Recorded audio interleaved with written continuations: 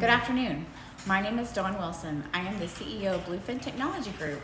I was born and raised in Jacksonville, Florida. I am married and I have 3 children, one that's 20, one that's 16, and a little boy that's 6. Currently in my fun spare time, when I can, I get to go to the pool or to the beach. I like to be outdoors during my off time. So I hope you enjoy this interview today.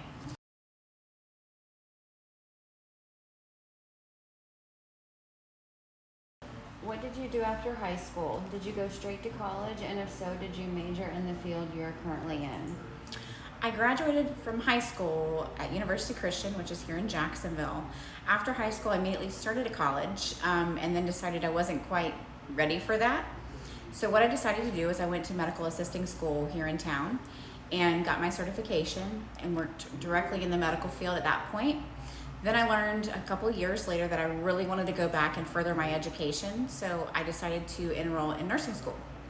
So I went to nursing school and got my associate's degree, and then I went to work as a nurse. And several years later, I decided I needed a bachelor's degree, and so I did that as well.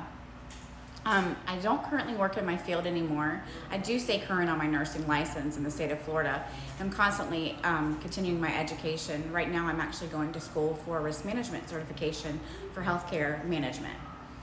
Currently, my role is I am an IT company owner. I'm the CEO, but I also do the sales and marketing for our business. So my day-to-day is a little bit different than most. I do a lot of community outreach. I was involved in the Junior Achievement company program a few years back, and we won the FedEx Challenge here in Jacksonville and went on to compete at the national level and receive second place, which is very exciting. So I want to see that you guys kind of understand that you can put your mind to anything and then you can complete that. So without further ado,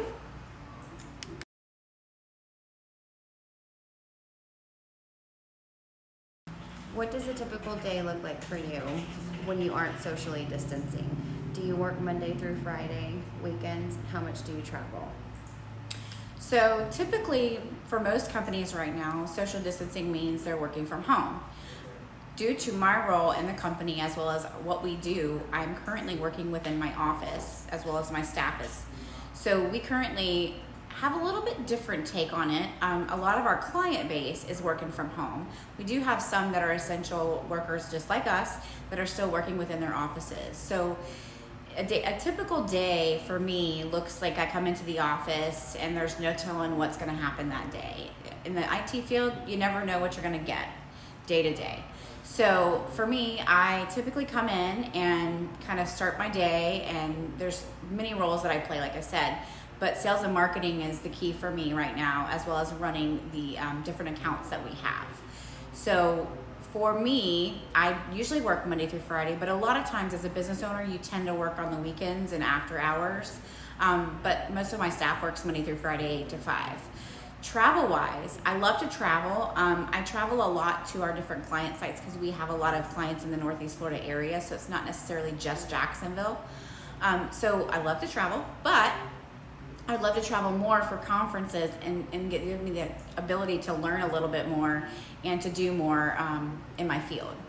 So obviously, you always want to keep learning. That's definitely something you want to do in life. You never can stop learning. Always pick up a book and learn something new.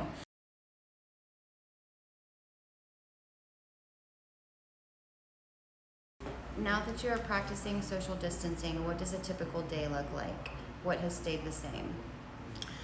So now that we're practicing social distancing, number one, my typical day has completely changed. I used to be up in the morning, ready to go to work, take the kids to school. Currently now I am a school teacher for a kindergartner, as well as running a business and taking care of clients and my staff. So it has changed a little bit because I work more hours right now, because not only am I working more hours for my clients and staff, but I'm working more hours as a mom.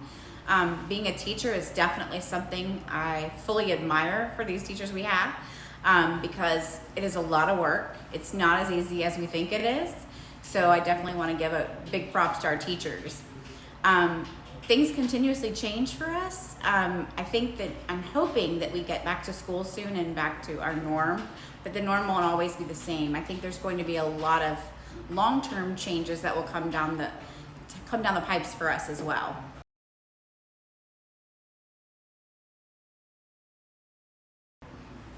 What are positive things you have observed that have come out of challenging times? Positive things are, I think people are really starting to understand the value of people again. I think that we realize that the elderly people are more at risk than most. So by having them go to the stores early in the morning and having that extra hour or so to get out and do what they need to do, or people are offering to stop and grab groceries or get things that the elderly need so they don't have to get out.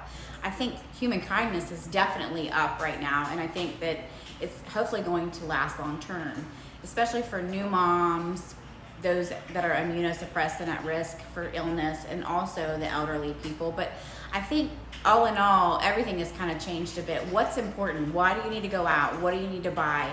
How do you stay small in small groups and keep everyone safe? I think we're all learning the new norm and how to make that a positive. I think you've seen different things such as churches going online. You've seen the outreach of people who want to sing the praises of the healthcare workers out there and just be prepared for anything at this point.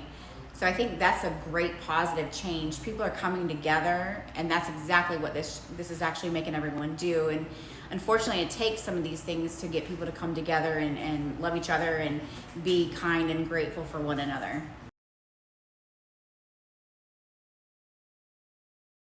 How did you prepare financially, if at all, for a situation such as this?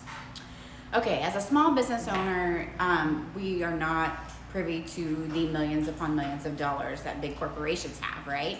So how do you financially prepare? Well, when something like this happens, you kind of are not financially prepared.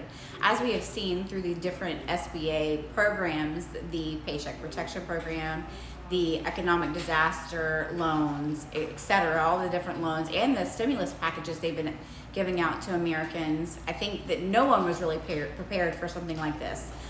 So for us, we kind of are staying status quo.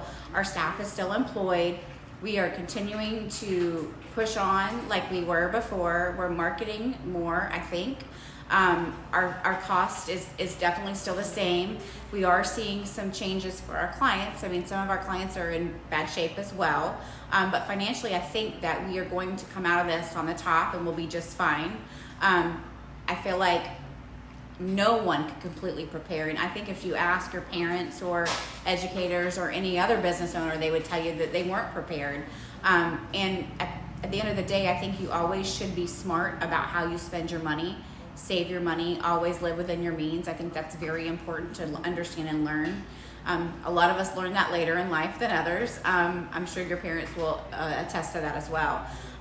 But I think that financially, we're all going to see some changes in what's important, what's not important, what's a necessity, what's a want. Those are different things that you have to account for at this time. You've got big families who have major losses right now. Both parents aren't working because they may be furloughed or they may have lost their job. So I think financially, everybody is at a risk at this point, but also it's kind of like the Great Depression back in the 20s. You never know what's going to happen going forward, and we hope that everybody can recover from this financially and do well. I hope you guys have enjoyed this interview. It was great talking to you, and I hope to talk to you again. Go JA girls.